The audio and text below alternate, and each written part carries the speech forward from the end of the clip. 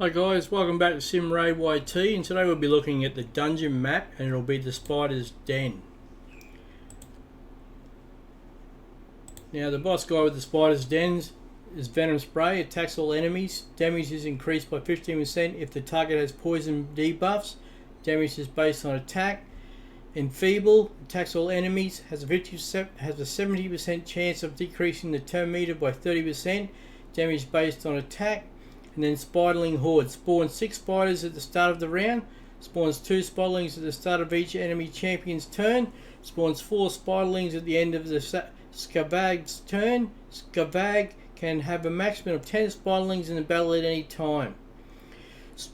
As you can see, healing assured, immune to heal reduction debuffs, receives less damage from poison debuffs, and his almighty immune passive, immune to stun, freeze, sleep, provoke, block active, block passive skills, fear, true fear, petrification debuffs, and also immune to HP exchange effects, HP balancing effects, cooldown increasing effects.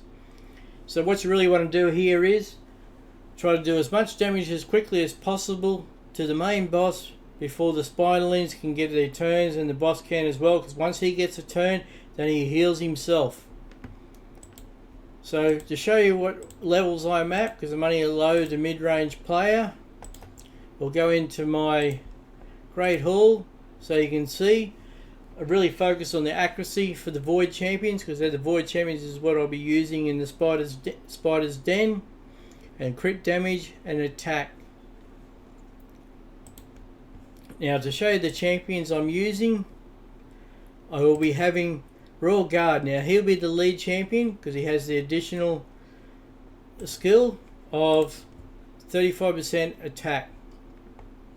Now that'll give bonus to all the other champions. His takedown, as attacks all enemies, damage increases according to enemy max HP. As you can see, I've booked him out as well to give the additional damage. His hamstring attacks 4 times at random. Each hit has 60% chance of placing a 30% decreased speed debuff for 2 turns. Each hit also has 60% chance of decreasing the target's turn by 25%. Then his Razor Blade skill attacks one enemy, has 50% chance of placing a 60% decreased debuff for 2 turns.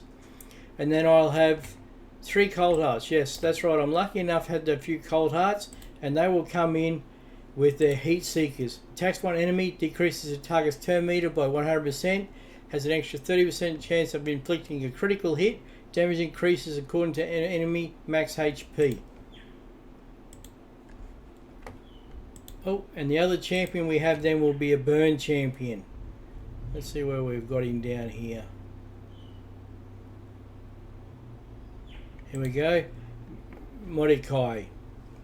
As you can see, he has a 75% chance placing a HP burn debuff on all enemies for 2 turns. Places 50% increased attack buff on all allies for 3 turns.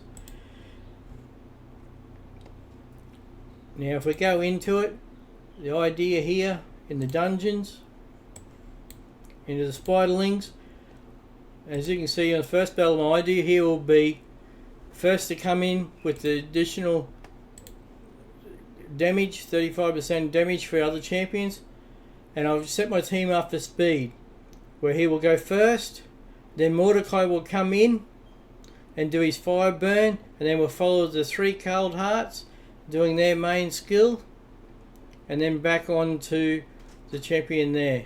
The team setup. Now I have set these in skill wise so they only do the Royal Guard will first fire in with his Razor Blade. That's to do the defense move, to put the defense down on the boss. And then each Cold Heart will fire at their Heart Seeker, each for their first turn. Now before the Cold Hearts will go, Mordecai will go. The idea is Royal Guard will go first with 8 of the little Spiderlings, and then hopefully another 2 drop down, and then Mordecai comes in with his Heavenly Burns, which will give the 75% chance HP burn.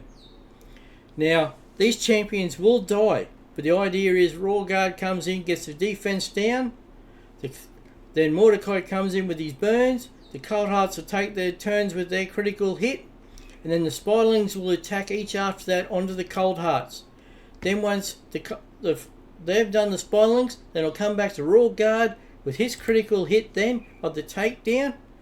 Then the last couple of the after that, then the couple of the Spiderlings will attack the Cold Hearts, and it should be enough then that the bosses finally died.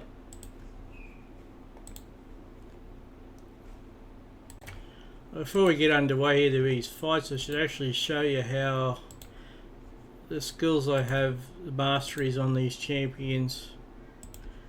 Back into the champions section. Masteries.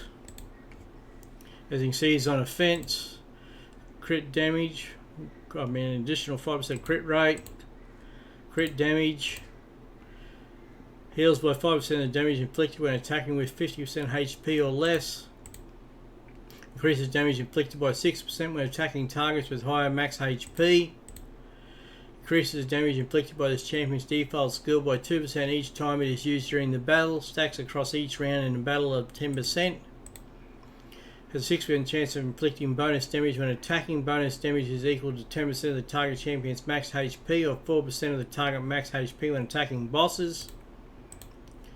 Increases damage inflicted by 5% when attacking 50% HP or less. Increases damage inflicted by 8% for the first hit on each enemy. And then he has his support movements there, but that's not so much to worry about. Each Cold Heart, their masteries are all set up exactly the same. Crit rate of 5%, crit damage, increases damage inflicted by 5%, increases damage inflicted to targets with less than 40% HP by 8%, increases damage inflicted by 6% when attacking targets with max higher HP, increases damage inflicted by 6% in the arena and 3% in all other locations for each enemy killed by this champion in battle. We have increases speed by 6 for each enemy killed by this champion. Has a 30% chance of decreasing the cooldown of a random skill by 1 turn.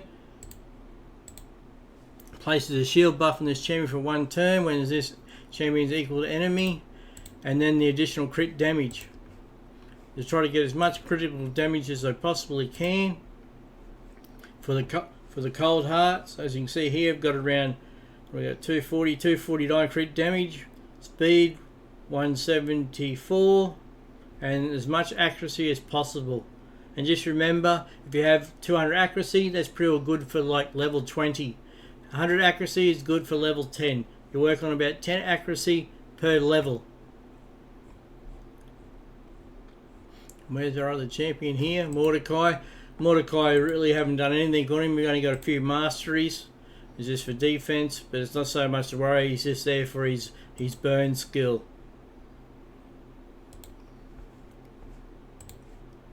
So we'll get back to it, ready for the fight in the dungeons. The spider den.